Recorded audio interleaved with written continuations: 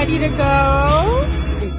Dan contacted me about the dog next door. I just had a couple questions. So the people that live there just moved away and left her. That's so sad. Yeah. Is this your house? On the other side with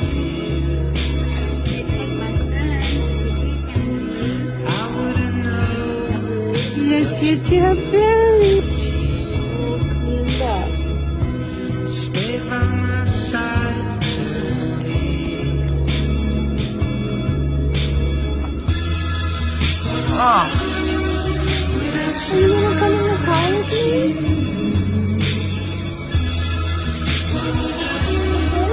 Without someone